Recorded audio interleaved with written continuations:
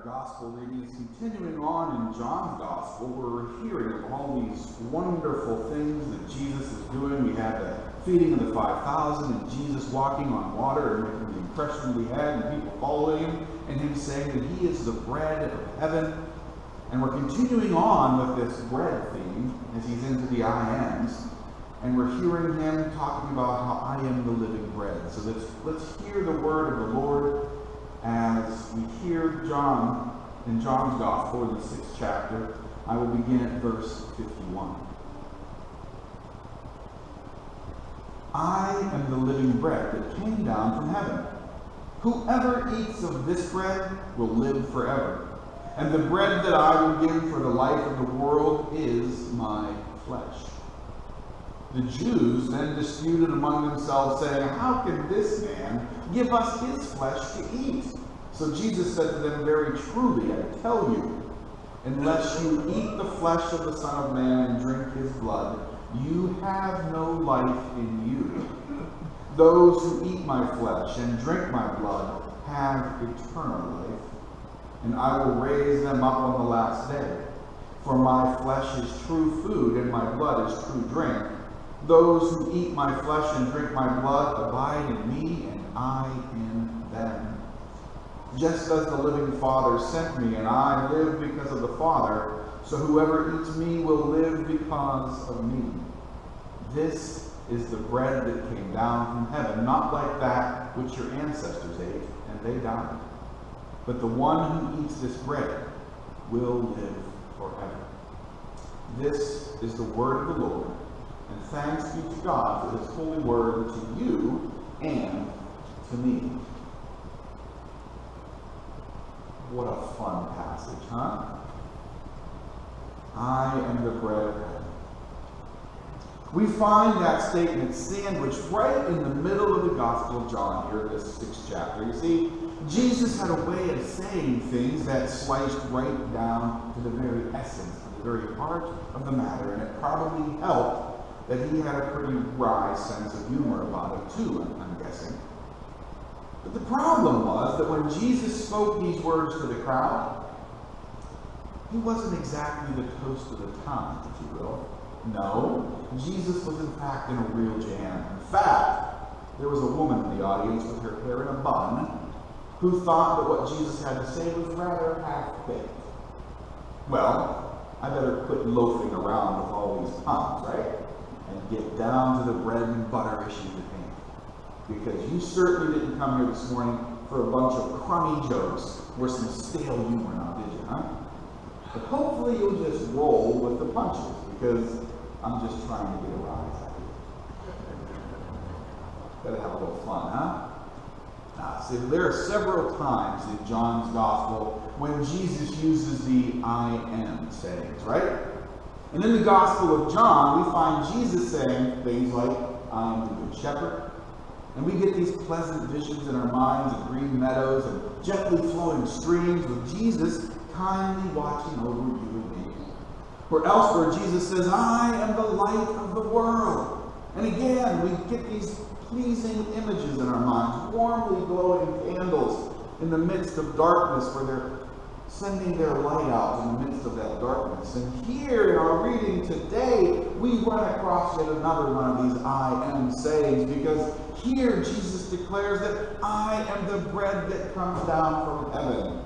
And once more, we conjure up these images that are pleasing of freshly baked loaves of bread emerging from the oven and filling our house with the aroma that's unforgettable of how good bread smells, except for those who are gluten-free. And they're like, what are you talking about? But the thing that Jesus interrupts that image of bread that we have in our minds and says, no, the bread that I'm talking about is my flesh, my body. And if you don't eat my flesh, you have no life in you. And so when we talk about hearing Jesus saying eating flesh, all those appetizing images of bread that we had go flying right out the window, don't they? I remember a long time ago of a pastor talking about the bread and the cup, the wine, the juice, that wonderful bread. They're symbols. They're symbols.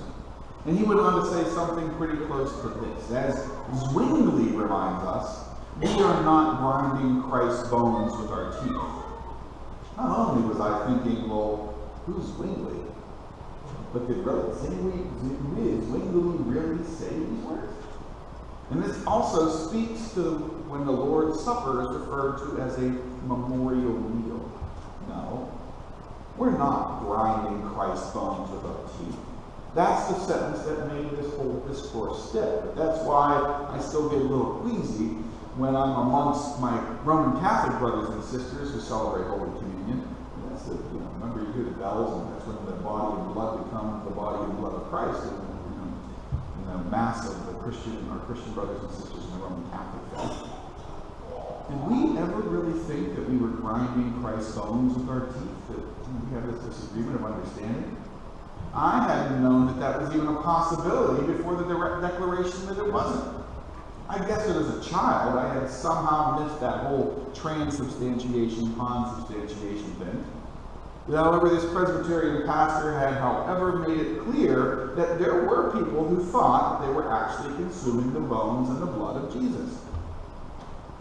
Now, have you ever taken that little piece of bread, shortbread, I love the shortbread, and that tiny cup of grape juice, and thought about swallowing that little thing whole, or taking only a sip from the cup? I mean, come on.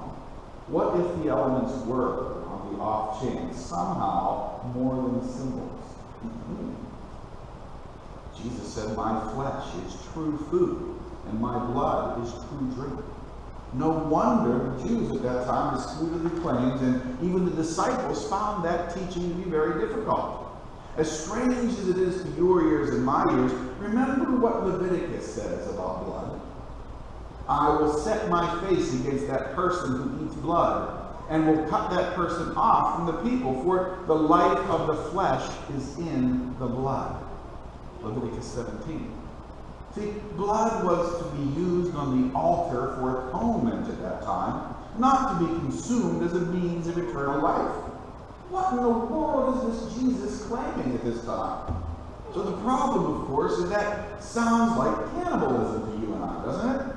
And the truth is that the first centuries in Christianity, Christians were often accused of being cannibals, because their neighbors would hear them talking about eating Jesus' flesh and drinking Jesus' blood, so what else could the neighbors possibly be thinking was going on? But what Jesus was getting at was that it's not enough for us just to say that we believe in him with our minds. No, Jesus wants us to make him part of our very lives, just like bread becomes a part of our bodies when we eat it. But come on. We know that the bread aisle in our stores, it's a crazy looking place, isn't it? We've been talking about many types of bread. I love bread. We talk about bread all the time. There's so many different breads in this world, and our infatuation with the variety and our getting our fill of bread, there's so much. The bread aisle is a wonderful place to be. For there are so many different types of bread for you and I to enjoy. Even gluten-free bread, right? But that's the world we live in today.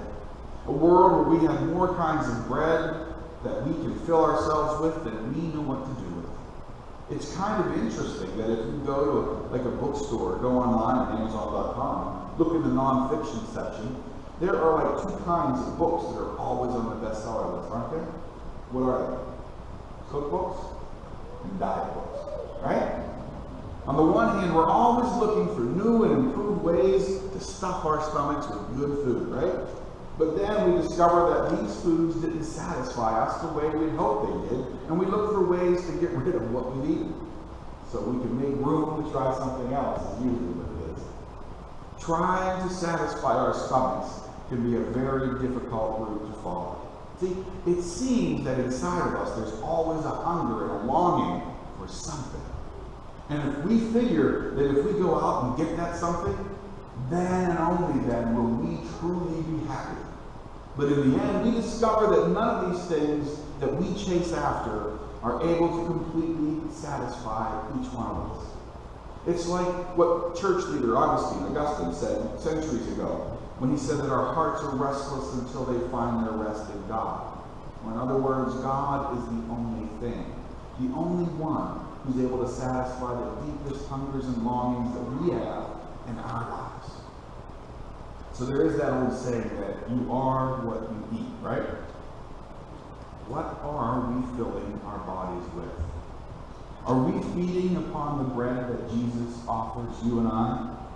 Are we feeding upon that? Are we really making Jesus part of our lives? The thing is that if that's the path we're going to follow, just don't expect the rest of the world to encourage you, because as far as most of the world is concerned, feeding on Jesus is looked on like eating poison. Making Jesus a part of our lives is something that the rest of the world looks upon and says, yeah. You think of how many times you can't even lift the name of Jesus in community. For Jesus said, I am the bread that comes down from heaven. Are we prepared to take Jesus and to eat him? To take him and make Jesus a vital part of our lives? The world around us is yelling, don't do it, it's disgusting. But if we ever want to fill that emptiness, that hunger, that void that's deep down inside each one of us, then Jesus, my friends, is the only thing, the only one who can give us what we're truly searching for. Eating the flesh, drinking the blood, the flesh. The word John uses is flesh, not body. And John uses flesh when he wants to talk about human nature.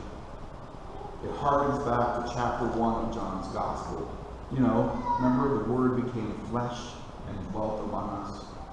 Or the encounter with Nicodemus being born in the flesh versus being born in the Spirit. Jesus is claiming that he has become flesh, taken on our human nature, assumed humanity in order that humanity might be saved through him. In other words, because Jesus has become flesh, abiding with us, we can now abide with him. The claim of Jesus is that coming down from heaven and consuming our humanity, we are now able to consume him and go where he goes, ascended into heaven. This is where Calvin's view of the Eucharist offers something that Zwingli can't quite offer.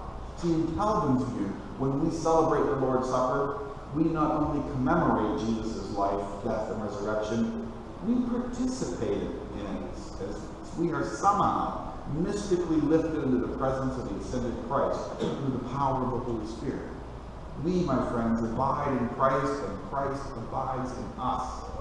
That means where Jesus is, we are both already there, and we will be with him. Now that's a mind blower, isn't it? But that's what it's about. Christ's humanity came for us, that we can be with him. He is part of us now, here, and we are with him. We're not grinding Christ's bones with our teeth. We're hanging out with Jesus in heaven. We're with him in heaven now and forever, and we are his body here on earth until he comes again. May God bless each one of us as we are the body of Christ, grafted one with another, yet grafted into Christ, and him into us, that where we are, Christ is. And may Christ's presence be felt in each one of you as you go out these doors today and live your life for Christ.